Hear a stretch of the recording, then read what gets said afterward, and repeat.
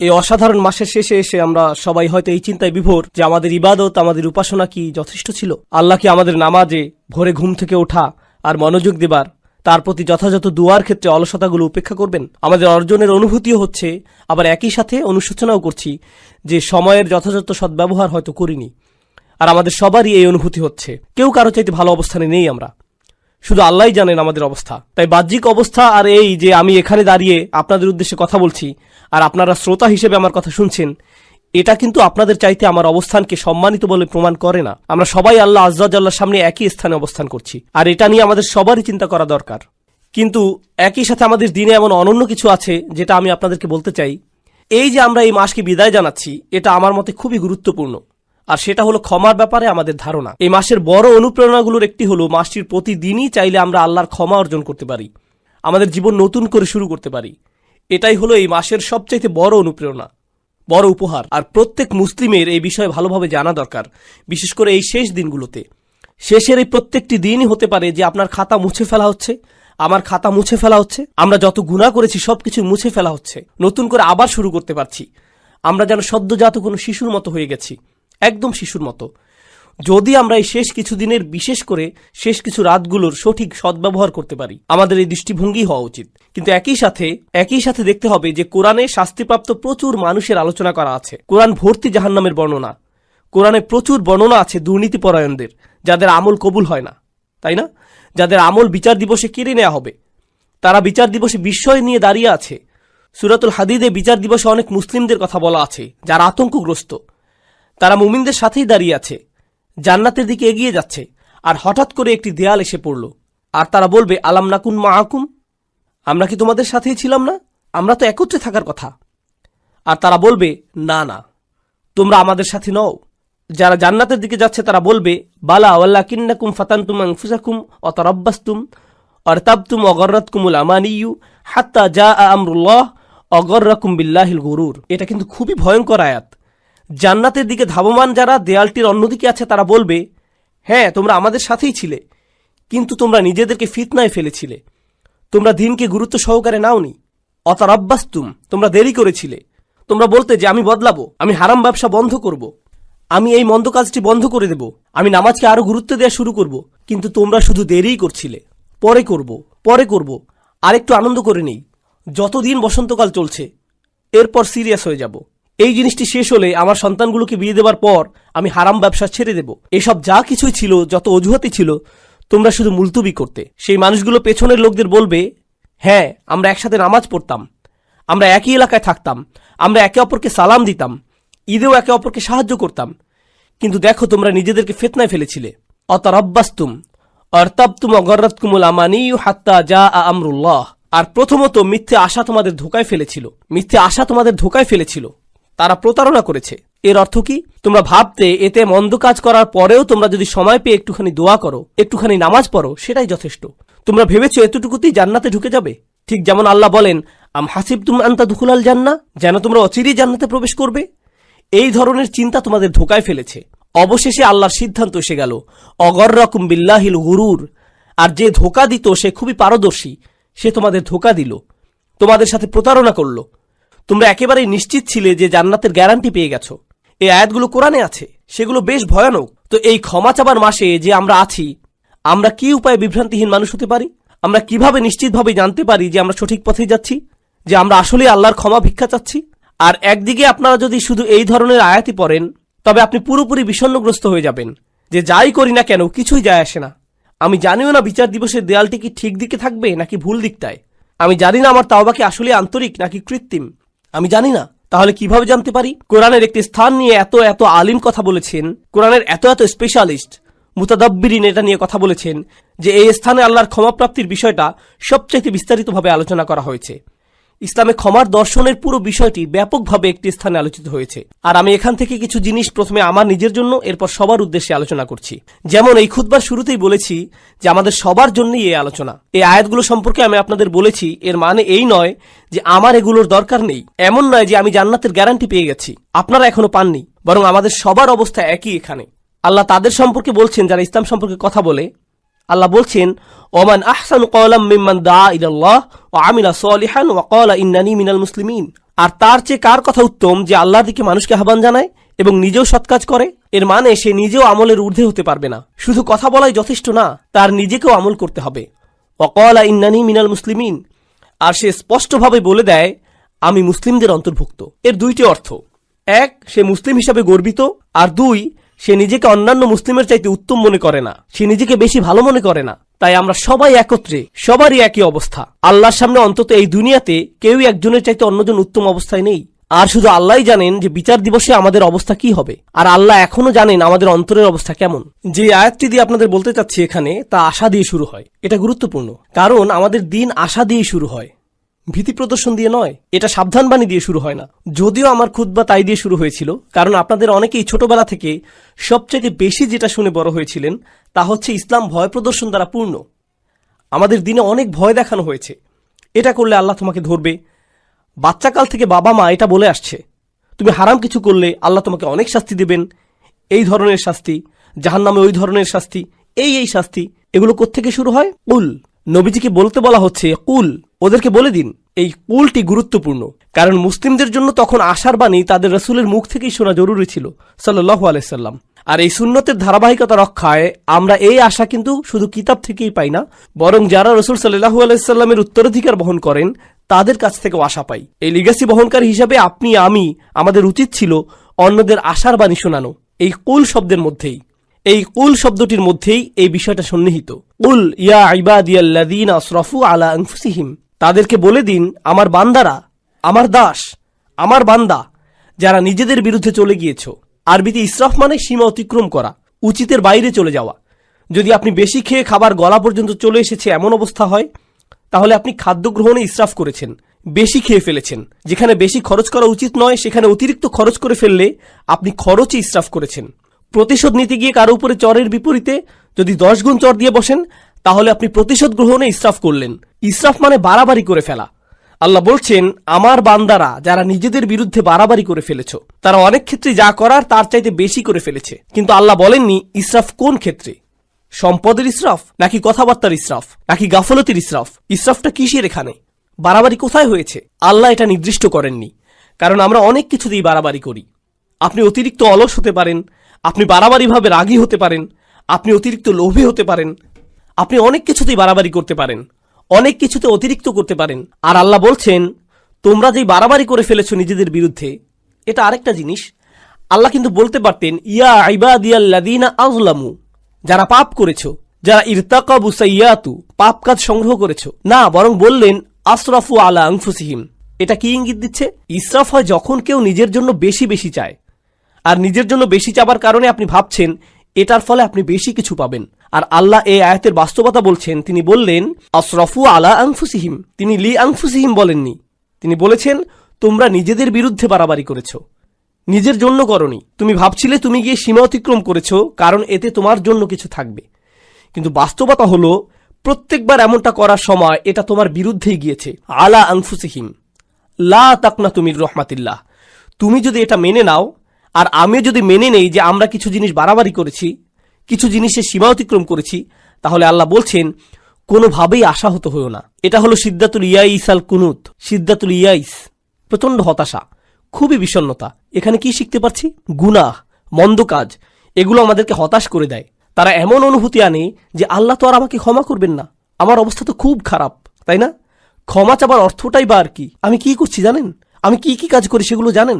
আপনি না জানলেই ভালো ভাই, আমি খুবই খারাপ। আর এই সময় ভাবছেন এই সময় এসে ক্ষমা চাবার মানেটাই বাকি। আর আল্লাহ জানেন এই চিন্তাগুলো ওসব মন্দ কাজের থেকে উৎপন্ন হয়। আবার কেউ বলে ক্ষমা চাও নিয়ে আমি আর ভাবতে পারবো না। আসলে যারা ভালো মানুষ তারা তো ইস্তেগফার ইত্যাদি করে, আমি তো অনেক অনেক খারাপ কাজের মধ্যে জড়িত। তাছাড়া এসব থেকে দূরে থাকবো সেটাও না, একেবারেই আশাহীন হয়ে যাও। তাছাড়া এসব থেকে দূরে থাকবো সেটাও আপাতত হচ্ছে না। আল্লাহ বলছেন লা তাকনাতু মির রাহমাতিল্লাহ, নিজেদেরকে আলাদা করে ফেলো না, আশাহত হয়েও না, একেবারেই আশাহীন হয়ে যেও না আল্লাহর ভালোবাসা, যত্ন আর ক্ষমা থেকে। আল্লাহ তোমাকে ভালোবাসা বন্ধ করেননি, তোমার খেয়াল রাখাও বন্ধ করেননি। এমন কখনোই না যে আল্লাহ তোমার প্রতি ক্ষমা দেখাতে আর আগ্রহী নন, এমন কিছুই না। আপনি নিজেকে বলেন আল্লাহ মনে হয় আমাকে শাস্তি দিতেই চান। না, এটা আপনার ধারণা, আল্লাহ বলেননি, আপনি বলছেন। আল্লাহ কোরআনে কখনোই বলেন না যে আপনাকে শাস্তি দিতে চান, বরং তিনি উল্টোটাই বলেন মা ইয়াফআলুল্লাহু বিআযাবিকুম, আপনাকে শাস্তি দিয়ে আল্লাহর কি লাভ? তিনি কেন শাস্তি দেবেন আপনাকে? হুবহু এটাই বলেছেন আল্লাহ। দেখুন, কিছুদিন আগেই অসাধারণ এক হাদিস পড়েছি, এটা আমার দৃষ্টিভঙ্গি একেবারেই বদলে দিয়েছে। আপনাদেরকে এটা আগেও বলেছি যে আল্লাহ আমাদের সকলের জন্যই জান্নাতে ঘর বানিয়েছেন, প্রত্যেকটি মানুষের জন্যই, মুসলিম বলেন অমুসলিম বলেন সবাই, আমাদের প্রত্যেকের জন্যই জান্নাতে একটি বাড়ি বানানো আছে, আমাদের জন্যই অপেক্ষা করছে, একটি পরিবার অপেক্ষা করছে সেখানে। কেউ কেউ পরিবার বলতে বোঝেন যে তিনি আপনার আর আপনার পরিবারের জন্য জান্নাতের গ্যারান্টি আগেই দিয়ে রেখেছেন। শুধু কিছু মানুষ যেতেই চায় না, কিছু মানুষ জান্নাতেই যেতে চায় না, আর তাই জান্নাতে অনেক খালি বাসা পড়ে থাকবে যখন মানুষজন যাবে। আর আল্লাহ বলছেন এই ঘরগুলো উত্তরাধিকার হিসেবে মুমিনদেরকে দেয়া হবে। উলাইকা হুমুল ওয়ারিসুন, সেগুলোকে মুমিনদের জন্য উত্তরাধিকার হিসেবে দেয়া হবে। যারা নিজের পরিবার সহ জান্নাতে আনন্দ করতে চায়নি তাদের ঘর। আল্লাহ কোরআনে বলছেন আল্লাযীনা খাসিরু আনফুসাহুম ওয়া আহলিহিম ইয়াওমাল কিয়ামাহ, যারা নিজেদের আর নিজেদের পরিবারকেও হারিয়ে ফেলেছে বিচার দিবসে। নিজের পরিবারকে কিভাবে বিচার দিবসে হারিয়ে ফেলে? কারণ পরিবার তো অপেক্ষাই করছিল, পরিবার তো জান্নাতেই ছিল, সুন্দর এক জীবন তো ছিল ওখানে। তাই আল্লাহ আযজা ওয়া জাল্লা এই আয়াতে বলছেন ইন্নাল্লাহা ইয়াগফিরুয যুনুবা জামিআ।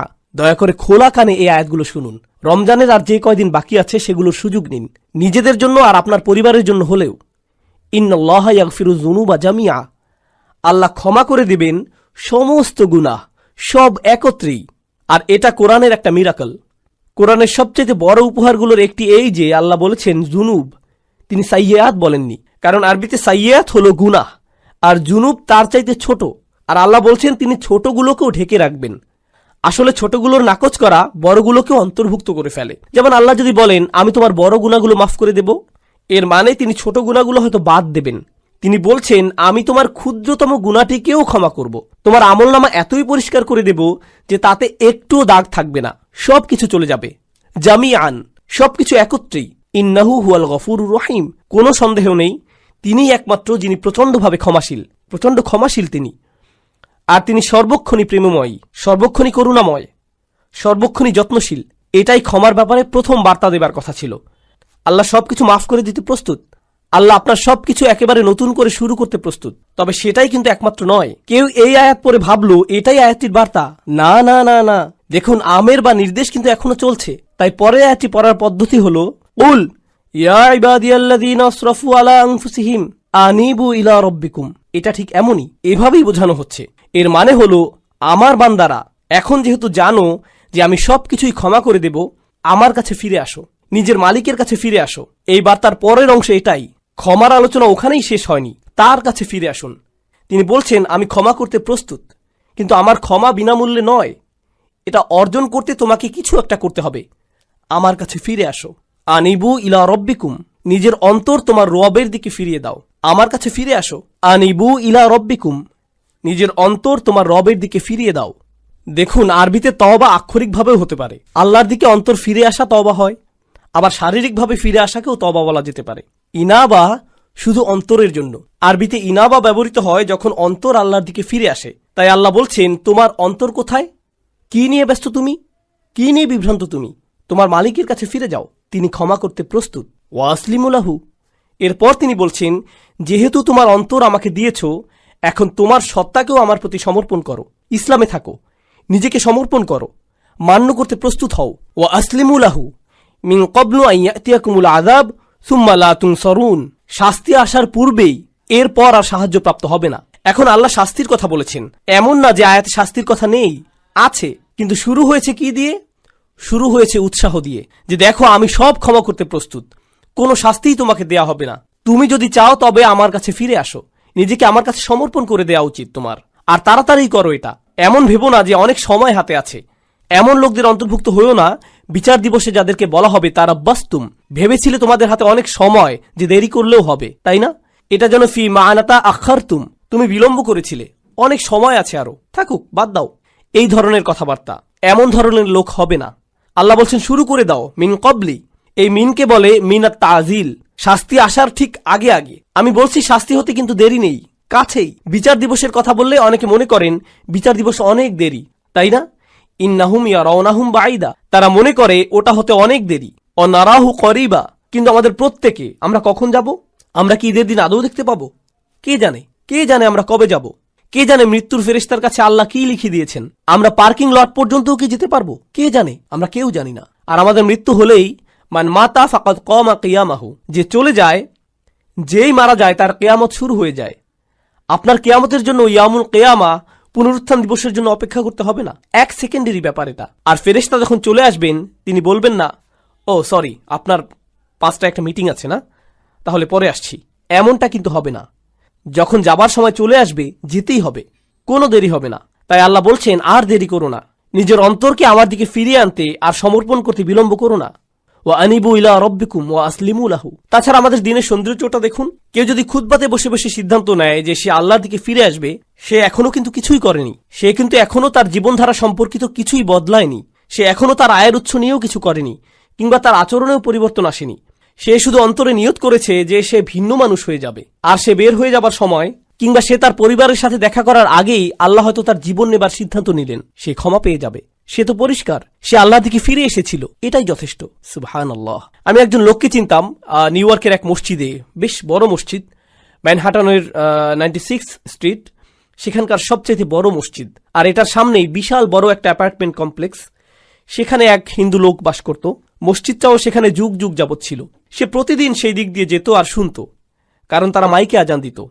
তো তিনি আজান শুনতেন, সবসময় সেটা শুনতে পেতেন। 96 বছর বয়স। মসজিদে এসে বললেন, আমি মুসলিম হতে প্রস্তুত। 96 বছর বয়স। শাহাদা পাঠ করলেন। 2 দিন পর মারা গেলেন। 96 বছরের শিরক, 96 বছরের গাফলা। এরপর তিনি আল্লাহর কাছে ফিরে এলেন, সেটাই যথেষ্ট হয়ে গেল। সব পাপ মুছে ফেলা হলো, সকল মন্দ কাজকে ভালো কাজে পরিণত করে ফেলা হলো তার জন্য। ইন্না লিল্লাহি ওয়া ইন্না ইলাইহি রাজিউন। এটাই আল্লাহর দয়া, কারো প্রতি এটাই আল্লাহর ভালোবাসা, যে চলে যাবার পূর্বেই আল্লাহ তাদের ফিরে আসতে দেন। ওয়া আনিবু ইলা রাব্বিকুম। এটা শুধু অমুসলিমদের প্রতি আহ্বান নয়, আমাদের জন্য, আমাদেরও আল্লাহর কাছে ফিরতে হবে। এমন মনে করবেন না যে আমি শুধু খুব আধুনিকতাবাদী লিবারেলদের উদ্দেশ্যে কথাগুলো বলছি, এখানকার ধার্মিকদের উদ্দেশ্যে বলছি না, হিজাব সহ বোন কিংবা দাড়িওয়ালা সেই ভাইটির উদ্দেশ্যে না, না না না, সবার উদ্দেশ্যেই বলছি। আল্লাহ কিন্তু বিচার দিবসে আমাদের চেহারা দেখবেন না, আল্লাহ দেখবেন আমাদের অন্তরে কি আছে। আমাদের দেখতে, কিছু করতে বেশি ধার্মিক ধার্মিক মনে হয়, তার মানে এই নয় যে আমরা অন্যের চাইতে ভালো অবস্থানে আছি। এটা শুধু আল্লাহই ভালো জানেন। ওয়া আসলিমু লাহু মিন ক্বাবলু আইয়াতিয়াকুমুল আযাব সুম্মা লা তুনসারুন। অত্তাবিউ, আদেশ এখনো চলছে। তোমাদের মধ্যে যারা পাপী, অত্তাবিউ আহসানা মা উনজিলা ইলাইকুম মির রাব্বিকুম। কি যে সুন্দর! আল্লাহ বলছেন, তোমাদের যা দেয়া হয়েছে তার সর্বোত্তমটি অনুসরণ করো। তোমাদের প্রতি নাজিলকৃতর মধ্যে সর্বোত্তমটি। এর অর্থ কি হয়? এর অর্থ হলো কোরআন। এর আগেই ওহী নাজিল হয়েছিল, কিন্তু মানুষের প্রতি নাজিলকৃত সর্বোত্তমটি হলো আল্লাহর এই কিতাব। আর কোনো কিছুই এর চাইতে উত্তম নয়। তোমরা কেন এর অনুসরণ করছো না? আল্লাহ এই আয়াতে আমাদের বলছেন, যারা তার দিকে ফিরে আসতে চায়, তার দিকে ফিরে আসার রাস্তাটি হলো তার কিতাবের অনুসরণ করা। আর না বুঝে কোনো মানচিত্র তো আপনি অনুসরণ করতে পারবেন না। আপনি দিক না চিনলে মানচিত্র কিভাবে অনুসরণ করবেন? আপনার আমার এই কিতাবের সাথে সরাসরি সম্পর্ক করা দরকার। যদি আপনি এই কিতাবটিকে উপেক্ষা করে চলছেন, তবে এই আয়াত আপনার জন্য। আপনি আমি যদি ক্ষমা চাই, তবে এই কোরআনের সাথে সরাসরি সম্পর্ক করতে হবে। এটা পড়ুন, কি বলতে চাচ্ছে সেটা বোঝার চেষ্টা করুন, আন্তরিকতার সাথে আল্লাহর কাছে দোয়া করুন, হে আল্লাহ, এই কিতাব বুঝতে আমাদেরকে সাহায্য করুন। আমি অনুবাদ পড়ছি, কিছুই বুঝছি না, আমাকে এর ব্যাখ্যা বুঝতে সাহায্য করুন। আপনি কি বলতে চাচ্ছেন আমাকে বলুন। ইয়া আল্লাহ, আরবি শিখা আমার জন্য সহজ করে দিন, যেন আমি আপনার কিতাবের সাথে সম্পর্ক করতে পারি। আল্লাহ আপনার জন্য সহজ করে দিবেন। তিনি করবেন না এমন হবে না। সমস্ত মানব জাতির প্রতি এটা খোলা দাওয়াত। তিনি বলেছেন তিনি সহজ করে দিবেন। আমি তো এটা আপনার জন্য সহজ করে দিতে পারবো না, আল্লাহ পারবেন। ওয়ালাকাদ ইয়াসসারনাল কুরআনা লিযিকরি। তিনি বলছেন আমরা তো কোরআন সহজ করে দিয়েছি। তিনি বলেননি লিল আরব। তিনি শুধু আরবদের জন্য সহজ করে দেননি, বরং পুরো মানব জাতির জন্য সহজ করেছেন। এটাই তার ওয়াদা। তাই তাকে কিছু আন্তরিকতা দেখান, নিজের পক্ষ থেকে কিছু প্রেরণা দেখান যে আপনি প্রস্তুত, যে আমিও ফিরে যেতে চাই। আপনি দেখতে পাবেন দরজা তার থেকেই খুলে আসছে। অত্তাবিউ আহসানা মা উনজিলা ইলাইক মির রাব্বিকুম। যা পাঠানো হয়েছে তার সর্বোত্তম অনুসরণ করো। অর্থাৎ এই কিতাবের চাইতে উত্তম বার্তা, উত্তম উপদেশ তো কখনোই তোমরা পেতে পারতে না। কোন মুসলিমের এই কিতাবের সাথে সরাসরি সম্পর্ক থাকা মানে উপদেশ পাবার জন্য সবসময় কেউ না কেউ থাকা, তার অন্তরকে শান্ত করার জন্য কেউ না কেউ সবসময় আছে। আপনি কোরআনের যে কোনো পৃষ্ঠা খুলে পড়া শুরু করুন, শান্তি আর সুখ পাবেন। আপনি খুশুখুজুর সাথে সালাত আদায় করুন আর আল্লাহর কথাগুলো তিলাওয়াত করুন, এমন সমাধান পেয়ে যাবেন যেটা কল্পনাও করেননি। আল্লাহর কথার মাধ্যমেই সেটা চলে আসবে আপনার কাছে। কোরআন অসীম, সর্বক্ষণ প্রাসঙ্গিক। এটা এমন একটা কিতাব যেটা সর্বকালেই উপযুক্ত, আক্ষরিকভাবেই। কলেজে থাকতে আমি এক বন্ধুর সাথে এই এক্সপেরিমেন্ট করেছিলাম। তাকে বললাম, বন্ধু, সবাই তো বলে কোরআন হেদায়েত, চলো একটা এক্সপেরিমেন্ট করি। প্রত্যেকবার আমাদের কোনো সমস্যা হলেই চলো কোরআনের কোনো একটা পৃষ্ঠা খুলে পড়া শুরু করি, দেখি কোনো সমাধান পাই কিনা। আমরা এমন 2-3 মাস যাবত করলাম, আর সুবহানাল্লাহ আমরা প্রতিদিন মেলাতাম। আমি এটা পেয়েছি, এই সমস্যা হয়েছিল, আর এই আয়াত পেয়েছি, আর আমি এটা খুঁজছিলামও না, শুধু কোরআন পড়ছিলাম আর সেটা চলে এলো। এটাই আমার জন্য আল্লাহর সমাধান। দেখলেন, আমার জন্য আল্লাহর উপদেশ এটা। সুবহানাল্লাহ, কি অসাধারণ ব্যাপার। এমনই তো হবার কথা ছিল। আমাদেরকে দেয়ার এর চাইতে উত্তম আর সুন্দর জিনিস আর কি হতে পারে, তাই না? এরপর আল্লাহ বলছেন, ওয়াত্তাবিউ আহসানা মা উনজিলা ইলাইক মির রাব্বিকুম মিন ক্বাবলি আন ইয়াতিয়াকুমুল আযাবু বাগতাতান ওয়া আনতুম লা তাশউরুন। শাস্তি তোমার উপর আসার আগেই, হঠাৎ করে, তুমি কিছু বোঝার আগেই। অন্য কথায়, যারা আল্লাহর কথাগুলো জানে এরপরেও আল্লাহর দিকে ফিরে আসার চিন্তা করে না, তাদের শাস্তি তো আসবেই, কারণ আল্লাহ তো তাদের রাস্তা দেখিয়েছেন। দেখো, আমি তোমাদেরকে ক্ষমা করতে চাই, এই যে নাও কিতাব, নাও এটা। আপনি যদি না নেন তবে আল্লাহকে এরপর দোষ দিতে পারবেন না। তাই পরের আয়াতগুলো হলো যাদের ক্ষমা নিয়ে ভুল ধারণা আছে তাদের সম্পর্কে। এটাই হলো ক্ষমার আসল বুঝ। এই রাস্তাতেই আপনার যাবার কথা। আল্লাহ ক্ষমা করতে প্রস্তুত আছেন, যদি আপনি পিছনে ফিরে আপনার বাড়াবাড়ির জীবন, গুনাহের জীবন ছেড়ে চলে আসতে চান তার কাছে। আর যদি ওহির মধ্যে সর্বোত্তম ওহির অনুসরণ করতে চান, যদি তা করতে চান, তাহলে ক্ষমার দরজা খোলা আছে। তবে আপনি আশায় পরিপূর্ণ থাকবার কথা। আল্লাহ আমাদের সবাইকে ক্ষমার যোগ্য বানিয়ে দিন। এরপর অন্যদিকে যখন হঠাৎ করে শাস্তি চলে আসে, আচ্ছা দেখুন, এগুলো সবকিছুই কিন্তু বহুবচনে ছিল। আয়াতটি ছিল বহুবচনে। এর মানে কি জানেন? যে পুরো সমাজকে বলা হচ্ছে যেন ঠিক হয়ে যায় যে আমাদের একে অন্যকে আল্লাহর নিকটবর্তী হবার ব্যাপারে উৎসাহ দেবার কথা, আমাদের একে অপরকে পেছনে ফেলে আসার কথা না। কিন্তু একটি দিন আসছে, যখন সেই দিন আসবে, কোনো সমাজ তখন থাকবে না। আমরা সবাই সেদিন একা হব, সবাই বলবো নাফসি নাফসি, আমি নিজে, আমি নিজে। সেদিন কোনো একত্রিত পরিবার থাকবে না। দেখুন, আমরা পরিবার সহ বেড়াতে যাই, সবাই মিলে একত্রে গাড়িতে উঠি, সবাই একসাথে যাই, কিন্তু সেই সফরে সবাই একাই ভ্রমণ করবে। আপনি আপনার পরিবারের সাথে থাকবেন না, এমনটা আর হবে না। আর সেই দিনে এখন আয়াতগুলো সব এক বচনে। তাই সে বলছে, আন তাকুলা নাফসুন ইয়া হাসরাতা আলা মা ফাররাততা ফি জামবিল্লাহ ওয়া ইন কুনতু লামিনাস সাখিরিন। এই আয়াতগুলো এতটাই প্রাসঙ্গিক, আল্লাহে আমি অনেক ইমেইল পাই যাদের এমন কোনো সমস্যা, আমি তো অবাক। ১৫০০ বছর পরেও সমস্যাগুলো বদলে যায়নি। সেদিন এমন লোকও থাকবে যারা বলবে, হে আল্লাহ, ইয়া হাসরাতা, শেষের আটি ইয়াতেও রূপান্তরিত হতে পারল না, কারণ ইয়া মুস্কি হাসির কাছাকাছি। লোকটি তার কারাহা, তার হুজুনের জন্য ইয়া উচ্চারণ করতে পারছে না। হায় হায়, কি অনুশোচনা আমার, এ কি করে ফেললাম আমি। এমনটাই সে বলছে, ইয়া হাসরাতা আলা মা ফাররাততু ফি জামবিল্লাহ, যে আমার থেকে যা আশা করা হয়েছিল তার চাইতে অনেক কম করে ফেলেছি আল্লাহর উপস্থিতিতেই, আল্লাহর সান্নিধ্যেই। আপনাদেরকে বুঝিয়ে বলার চেষ্টা করছি এখানে কি বলছে। আল্লাহ শুরুতে বলেছিলেন, তোমরা শুধু বাড়াবাড়ি করো, তোমরা সীমা অতিক্রম করো শুধু, আর শুধুমাত্র সেসব জিনিসই তোমরা ছাড়াছাড়ি করো যেগুলো আল্লাহ চান যে তোমরা করো। এটাকে বলে তাফরিদ, প্রত্যাশা থেকে কম করা। আর ওই লোকটি, আয় হায়, আমি প্রত্যাশা থেকে কম করে ফেলেছি, ঠিক আল্লাহর সংস্রবে থেকেই। আর আল্লাহর সংস্রব মানে কি? ফি জামবিল্লাহ। কুরআন বলছে ওয়াসাহিবিহি বিল জাম্ব, যে আপনার পাশেই বসে আছে। জাম্ব মানে আল্লাহর ঠিক সাথেই। আপনি মসজিদের কাছেই থাকতেন, আপনি মুসলিমদের পাশেই বসে আল্লাহর কিতাব থেকে উপদেশ শুনতেন, আপনি কোরআনের তেলাওয়াতও শুনতে পেতেন, আপনার পরিবারের লোকেরা আপনাকে নসিহত দেওয়ার চেষ্টা করত, আর সবাই আপনাকে এভাবে আল্লাহর সংস্রব দিত। আল্লাহর সংস্রব মানে প্রথমত আল্লাহ নিজেই নিকটবর্তী, ফাইন্নী করিব। দ্বিতীয়ত যারা আপনাকে আল্লাহ স্মরণ করিয়ে দিত তাদেরকে দূরে ঠেলে দিতেন। আরে যা করছি যাও তো, আরে যা করছি করতে দাও তো, আমি কি করব তোমাকে বলতে হবে না, উপদেশ দেওয়া বন্ধ করো, আমার দরকার নেই উপদেশের, আমি ঠিক আছি, ভালোই আছি, আমার বাণী শোনার দরকার নেই এখন। লোকটি বলছে, হায় হায়, কি করলাম আমি কিভাবে শৈথল্য করলাম, আমি সহজেই উতরে যেতে পারতাম। এরপর সে কারণ দর্শাচ্ছে। তরুণ ভাইয়েরা, দয়া করে শুনুন, সে কারণ দিচ্ছে কেন সে শৈথিল্যতা করেছিল। সে বলছে, ওয়াইন কুনতা লামিনাস সাখিরিন, আমি ঠাট্টা বিদ্রুপকারীদের মধ্যে অন্তর্ভুক্ত ছিলাম, আমি এই সব কিছুকে কৌতুক মনে করেছিলাম, আমি এই সব কিছুকে হাওয়ায় উড়িয়ে দিতাম। ধুর, নসিহতের প্রতি এমনই আচরণ করতাম, আক্ষরিকভাবেই সাখির, আমি পাত্তাই দিতাম না। অনেক মানুষ আছে না আল্লাহর ক্ষমার উপর ভরসা হারিয়ে ফেলে। এই আয়াত তার পরের ধাপ বলছে, এটা যারা ক্ষমাকে পাত্তাই দেয় না তাদের কথা বলছে। তারা মনে করে এইসব মজা, কিসের জন্য ক্ষমা, ও বিচার দিবস, আচ্ছা, এটাকে তারা গুরুত্বই দিত না। এখন এই লোক বিচার দিবসে দাঁড়িয়ে চিৎকার করছে, হে আল্লাহ, কিভাবে আমি এটাকে পাত্তা না দিয়ে থাকলাম, এটাকে কেন কৌতুক মনে করলাম। এরপর দ্বিতীয় ধরনের লোক, আও তাকুলা লাউ আন্নাল্লাহ হাদানি, দ্বিতীয় ধরনের লোক বলছে, ইস, যদি আল্লাহ আমাকে হেদায়েত দিতেন, এটা আল্লাহর দোষ, তিনি যদি আমাকে হেদায়েত দিতেন তাহলে লাকুনতা মিনাল মুত্তাকিন, তাহলে আমি মুত্তাকিদের অন্তর্ভুক্ত হতাম। আল্লাহ সিদ্ধান্ত নিয়েছিলেন যে আমি বিদ্রুপকারী হব, আল্লাহরই সিদ্ধান্ত যে আমি নামাজ পড়িনি, আল্লাহ ঠিক করেছিলেন যে আমি অলস থাকব, তিনি ঠিক করেছিলেন আমি বদরাগী হব। এটা তো আমার দোষ না, এটা আল্লাহর দোষ। এটাও সে বিচার দিবসে বলছে। সে এই দুনিয়াতে মিথ্যুক ছিল, আখিরাতেও মিথ্যুক। তুমি আল্লাহর উপরে চাপিয়ে দিচ্ছ, হ্যাঁ, যেন সব দোষ তারই, যেন তারই সব দোষ, যেন তোমার কোনোই দোষ নেই। সুবহানাল্লাহ, এটা তো অন্য কারোর জন্য করো না। কেউ রাস্তায় তোমাকে আটকে দিল, আল্লাহর দোষ। এই লোক, সে তো গাড়ি চালাতেই জানে না, দেখে চালাতে পারে না, তাকে ফাইন করা উচিত। তাকে কেন দোষ দিচ্ছ? নিজেকে তো দোষ দাও না, তাই না? আপনি কোনো গ্রোসারি দোকানে গেলেন, ক্যাশ রেজিস্টারে গিয়ে টাকা পরিশোধ করছেন। এখন সেই লোক টাকা ফেরত দিল না, 10 টাকা ফেরত পাবেন আপনি, সেটা সে দিল না। এই যে আমার 10 টাকা কই? সে বলল এটা তো আল্লাহর দোষ, আল্লাহ ঠিক করেছেন আপনি টাকাটা পাবেন না। কি বলছেন আপনি? আমার 10 টাকা ফেরত দিন। অন্য মানুষদের কাজে তাদেরকে দোষ দিতে আপনি ঠিকই জানেন, কিন্তু যখন নিজের বিষয় আসে তখন বলেন না না না, আল্লাহ সিদ্ধান্ত করেছেন যে আমি বন্ধ কাজ করব।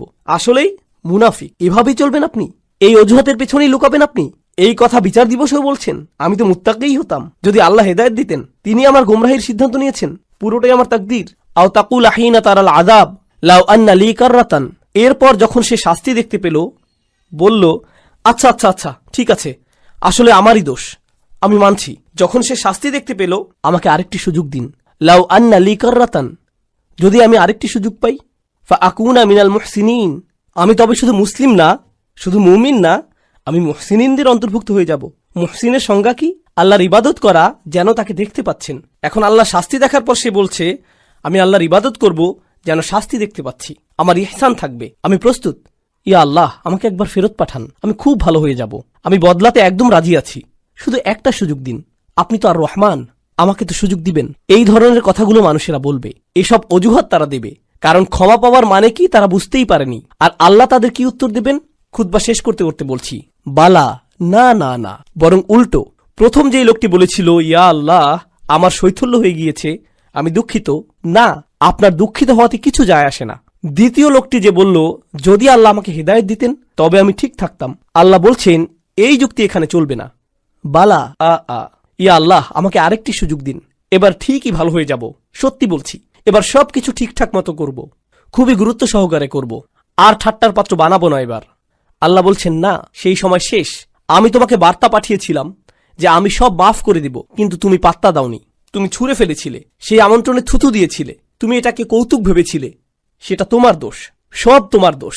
আল্লাহ বলছেন বালা কদ জাআতকুম আয়াতি, আমার আয়াত এসেছিল তোমার কাছে, আর এটা এক বচনে। এর মানে কি জানেন? ওহী রাসূলুল্লাহ সাল্লাল্লাহু আলাইহি সাল্লামের কাছে এসেছিল, কোরআন তার কাছে এসেছিল, আর তার মাধ্যমে আপনাদের সবার কাছে আলাদা আলাদা করে। আল্লাহ বলছেন যা আতকা আয়াতি, যা আতকা আয়াতি, আমার আয়াত তোমার কাছে এসেছিল, আর তোমার কাছে, আর তোমার কাছে। আর এটা আতাতকা আয়াতিও নয়, বলছে যা আতকা আয়াতি।